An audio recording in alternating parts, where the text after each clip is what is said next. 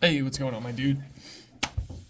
So what I was telling you about earlier, right, you have your outer pin that sits down to the bottom of the keyway.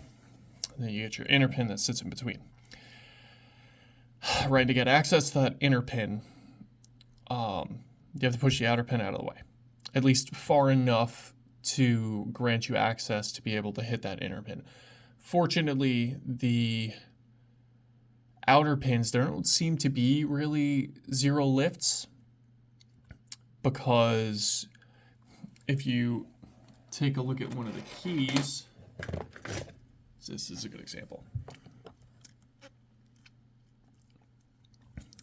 This is the, for all intents and purposes, the rear surface of the key, right?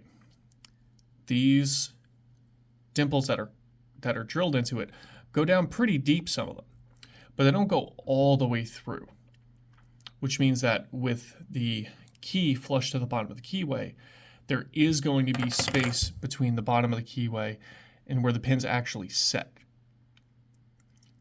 So the key may come up to here, but the pins are never, the cuts are never going to be flush, or sorry, yeah, the pins, because the cuts don't go all the way through, are never going to be flush with the bottom of the keyway, ever, unless, you know, somebody invents a new fucking dimple lock, whatever.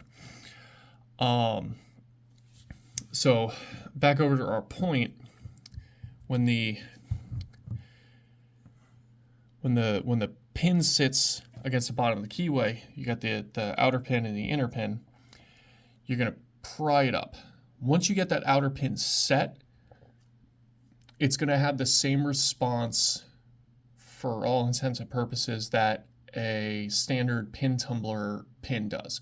It's going to have that little spring, because this is spring driven, because it pushes the spring pushes the pins down.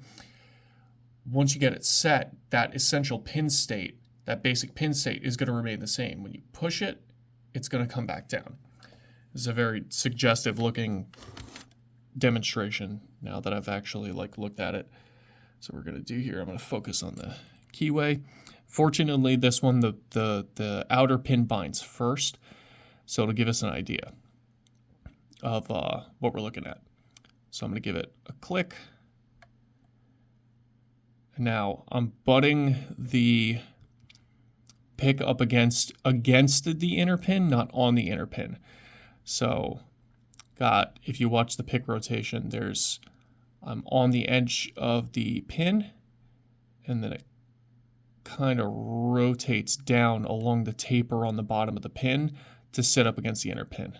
Now when I twist it really lightly, just giving it a little twist, it doesn't really move. I actually just bumped that a little bit. See if, now, I'm going to apply a lot of extra tension just so you can get the idea. When I twist and I release tension, it's not really, the pick isn't moving. I hope you can kind of see me actually move just over a little bit. Hopefully you can see the grub screw. Can you see it from there? I can't tell because it's right in the middle. So you can't really see it. All right.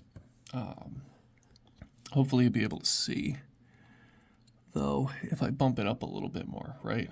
So I'm going to squeeze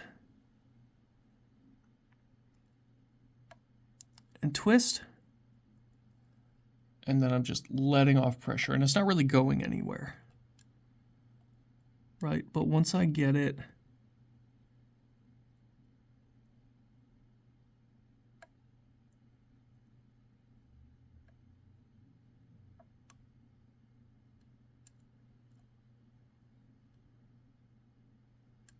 I'm going to overset that.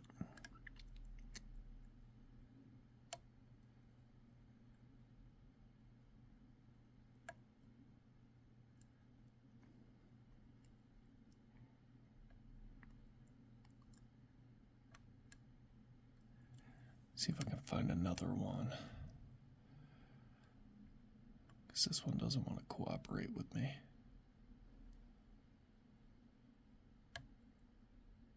That one's good. All right. So bear with me a second. I'm just going to move this to the other side so hopefully you can see the grub screw. Because the grub screw will give us a little bit of perspective. Yeah, you can see it there. Okay, cool. So find that pin again. Get my finger out of the way. So when I twist and I let go, see how it kind of rebounds back? That, hope I lost it. That is a set pin. You're gonna get that rebound the same way you do with the jiggle test on a standard pin tumbler. Because once that pin is sitting up at the shear line, there's just enough in the tolerance for you to be able to move it up. And then the spring is gonna, like a fraction of an inch, and then the spring is gonna put it back down.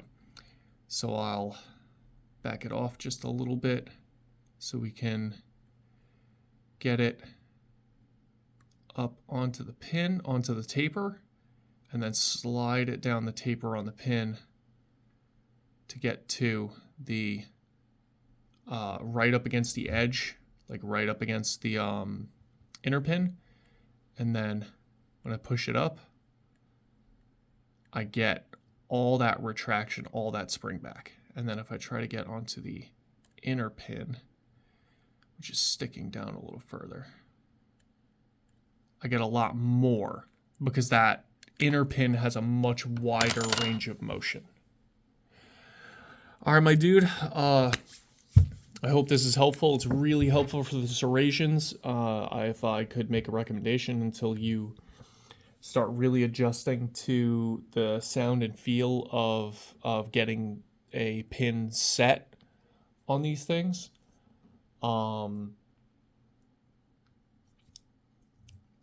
Every time you get a click, I would give it a little jiggle test, make a mental note of it, and then move on and see if anything else is binding.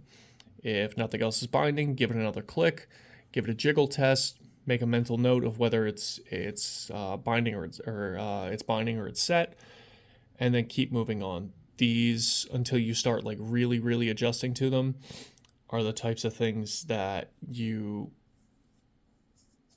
kind of have to treat the same way that you did with the American locks when you first started learning the serrated pins. One click at a time, and as long as you can start really distinguishing between whether or not they're set, whether they're set or they're not, they're still binding or they're, whatever. Probably a good habit to get into, to just give it a jiggle test and see if anything else is binding. And again, if nothing else is binding, because none of these pins are going to be zero lifts just by virtue of how they're manufactured and design.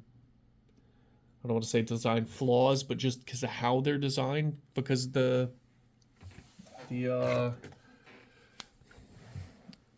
cuts don't go all the way through the key, so they don't sit all the way flush with the bottom of the key.